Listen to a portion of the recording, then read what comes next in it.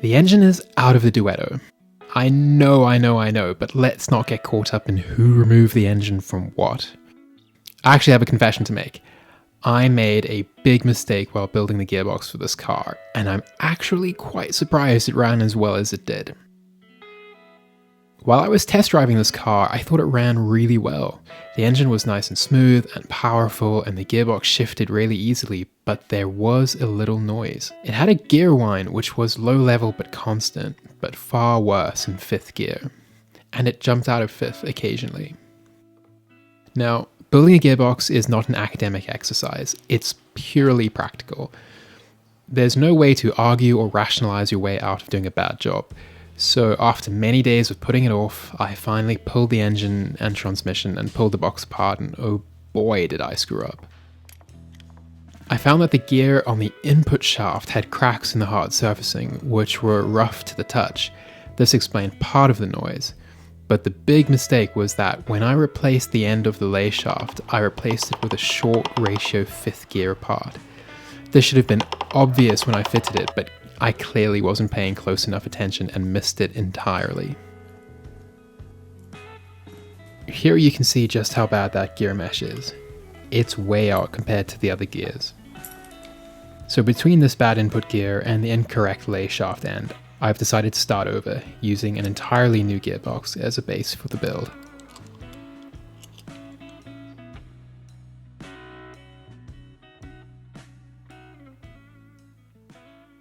This is the gearbox that came out of my red Julia 1300 Ti, after I removed the 1600 cable clutch setup for the 1750 hydraulic setup that I'm running now. It was a good gearbox, and it's an exact match for the Duetto as far as gear ratios are concerned. So it's a perfect base for a replacement box. Now, I can't use everything from this box, as the 1300 Ti models used an 8/41 differential ratio, and Duettos used a 9/41 differential ratio. And there are differences between the gearboxes to get the speedometer gear drive accurate. So what I'll do is use the gear set, the main shaft, the input shaft, and the lay shaft from the Ti box, and everything else will come from the Duetto's original gearbox. I'll be reusing the Duetto's original casing, but it does need to be cleaned up a little and have all the old sealant removed. But before I get into that, I want to have a closer look at that lay shaft end. I swapped this end out because the original reverse gears on this box were wrecked, and the reverse gear on the lay shaft is part of the 5th gear assembly. When I swapped this one over, I did notice that it was a slightly different size. Here it is next to the original part. The standard 5th gear is 88mm in diameter and has 33 teeth. The short 5th is 86mm and has 32 teeth. I'm going to break down both gear sets into their component parts. I already know that I'll be using the gears and the shafts from the Ti box, but I also want to have the Duetto shafts in pieces too. That way I can use the synchros and sleeves, bearings and shims if I need them, and I'm sure I'll need shims. With both boxes stripped down completely, I sure do have a lot of parts to play with. I don't only have parts from these two boxes, but also leftovers from previous boxes too. I can set this box up anywhere I like it with all these spare parts.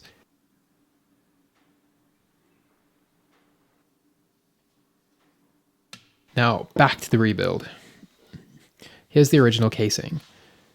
The first thing I need to do is remove the selector shafts and forks. Here on the top of the casing are the ball bearings and springs that locate the selectors in neutral and into their gears.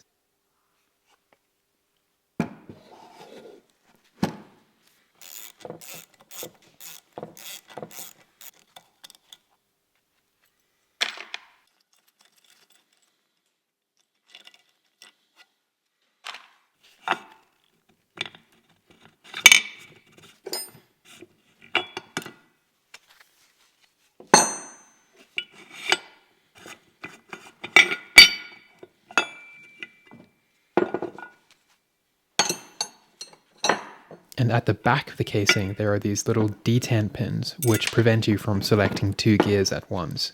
I try not to lose them, but it's always a challenge. This casing was already pretty clean, but after a good scrub with some hot soapy water, it's ready for the new internals. But Before I put the selector shafts and forks back, I'm going to check the clearance between the new synchro sleeves and the forks. It should be about 0.35 of a millimeter. These are both in great condition.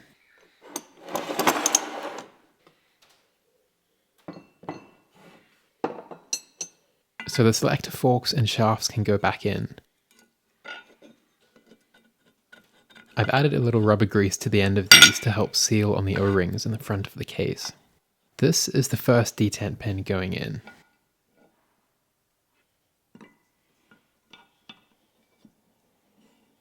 And here is the second.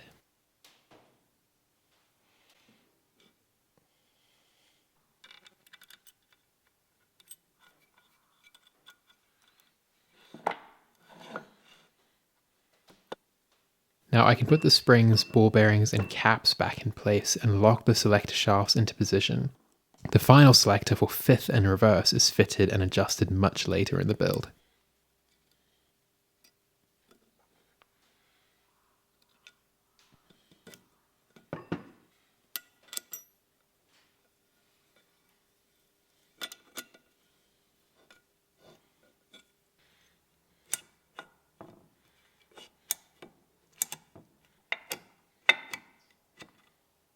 Now that that's all done and working well, I can put the casing away and move on to the main shaft assembly. This is the second gear for the main shaft.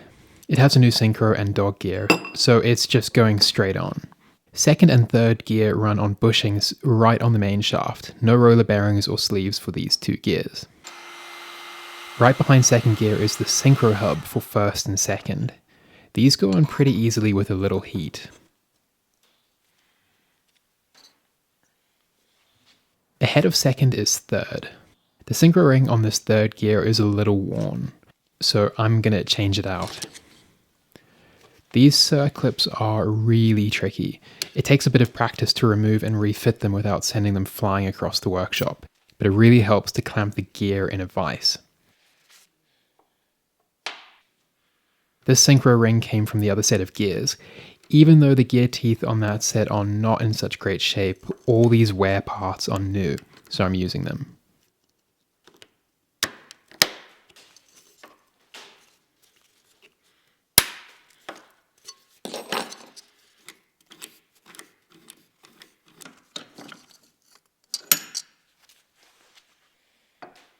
Third gear goes right on the front of the main shaft, followed by the hub for third and fourth.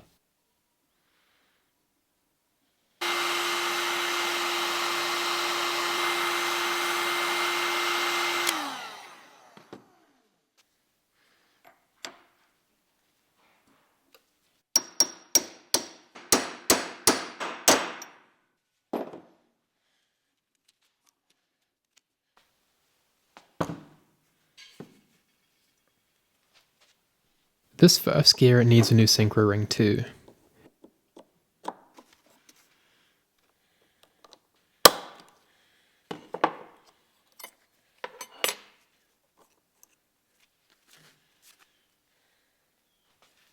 The internal mechanism of the first gear synchro is a little different. I've heard of people modifying them to be the same as the other four gears, but I've never had an issue with first on any of my cars, so I'm going to keep this one as standard. There is a diagram in the workshop manual showing the difference between first and the rest of the gears. Here you can see the sliding mechanism inside the gear. I'm trying not to disturb any of these mechanisms. I don't want to fix what isn't broken.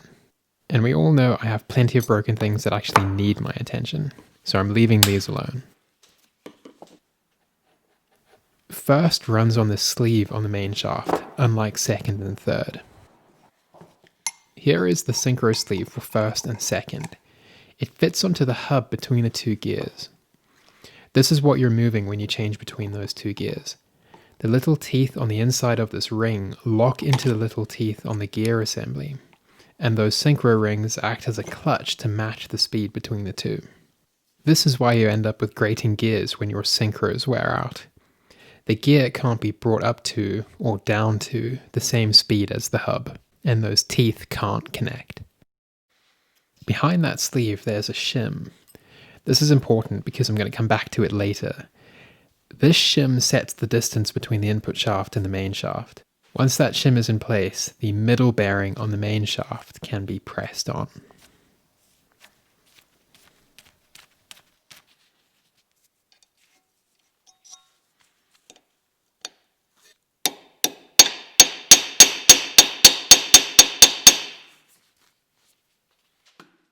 This is the part of the reversing gear that's on the main shaft.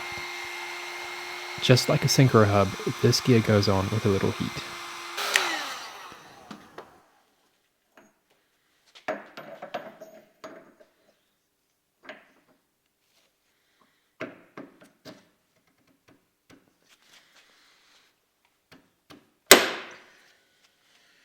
This is me making sure I put that gear on the right way round.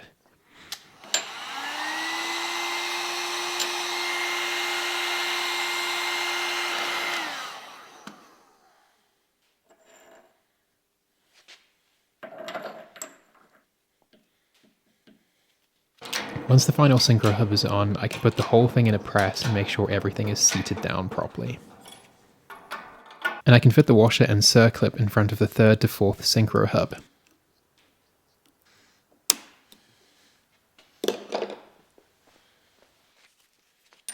Now 5th gear on this box runs on a sleeve and a needle roller type bearing. Some earlier boxes have a 5th gear with an internal bush, like 1st through to 3rd of this gearbox, as well as the sleeve.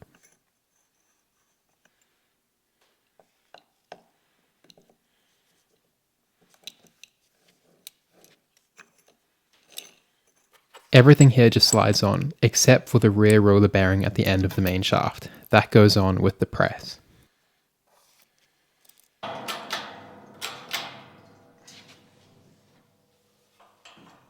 This is the needle roller that fits between the input shaft and the main shaft, as well as the synchro sleeve for 3rd and 4th gear, but 4th really isn't a gear, it's more of a way to lock the input shaft to the output shaft, so 4th is a 1-to-1 ratio.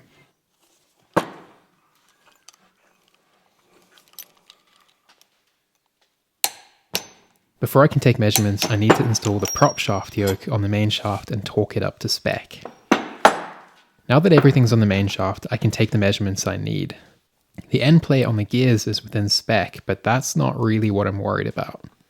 This is where that shim from earlier comes into play. Changing casings in main shafts makes me think the shim thickness would be incorrect, and it shows up as the distance between 4th and 3rd gears, where the input shaft meets the main shaft. It should be about 42 to 42.2 millimeters. The gap on this one is a little close. The shim I had between 1st gear and the central main shaft bearing was about 0.4 millimeters. So I'll swap that out for a 0.1 millimeter shim. This requires pulling off everything behind 1st gear and refitting it, but it actually doesn't take that much time at all. Once it's all back together, I can take that measurement again, and now it's well within spec. Now that the main shaft shims are correct, I can set up the location of the selector forks. The goal here is to get the synchro sleeves spaced exactly equally between its gears.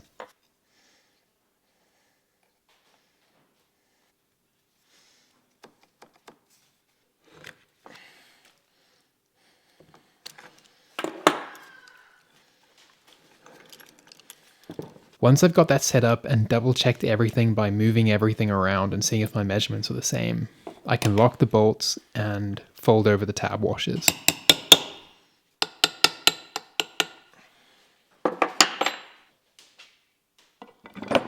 And with that, I'm pretty much done. Here's the lay shaft. I haven't had to make any changes to this. Everything was in pretty good shape and it doesn't require any shimming, so it's going straight in.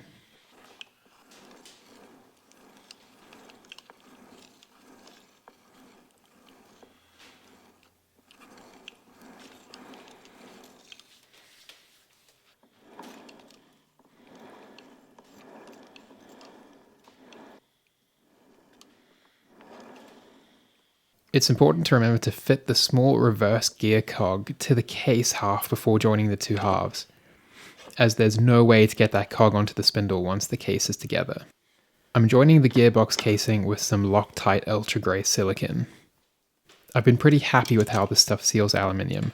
No leaks yet.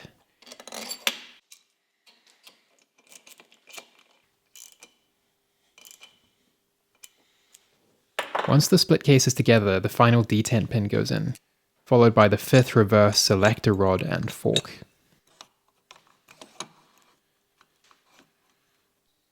Okay, now we're into the home stretch. This is where a lot of the fiddly stuff happens.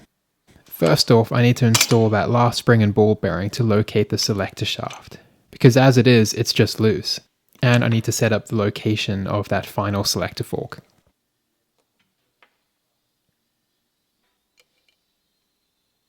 The spring for 5th and reverse is much longer than the other two, but on later gearboxes I think all 3 springs are long like this.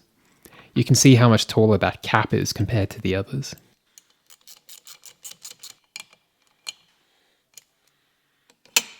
The synchro sleeve for 5th gear needs to be 10mm away from the abutment teeth on the dog gear.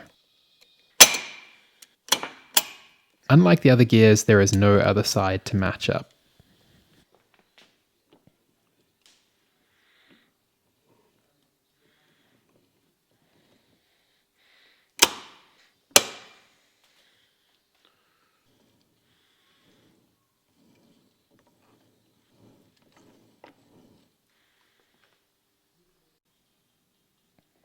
Now that I'm happy with the action on that final selector, I can reinstall the rear cover.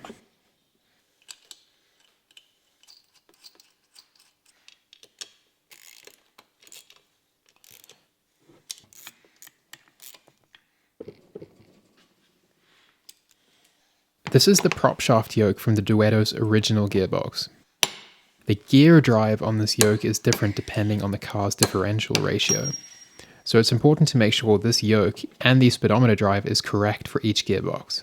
This gearbox uses 9:41 ratio parts, whereas the donor box would have had 8:41 ratio parts. Here is the speedometer drive with its 21 tooth gear. That hole in the top is the oil feed. It needs to line up with the corresponding hole in the casing. This gearbox has the early type push-down reverse gear selector. It pivots on the 2 vent units on each side of the tower. There is a combination of shims and spring washers between the selector and the vents to A, make sure there is no side-to-side movement of the selector, and B, make sure it's central. When selecting gears, it should be smooth, and the bottom of the selector should never catch on the other selector shafts as it moves.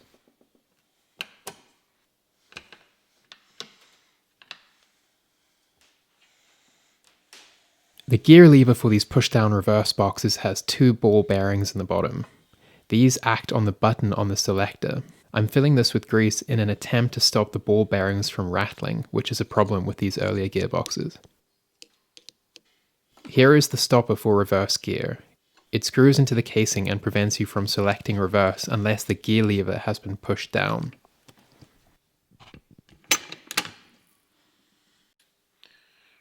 The last things to install are the sliding plates around the gear selector and the gear lever.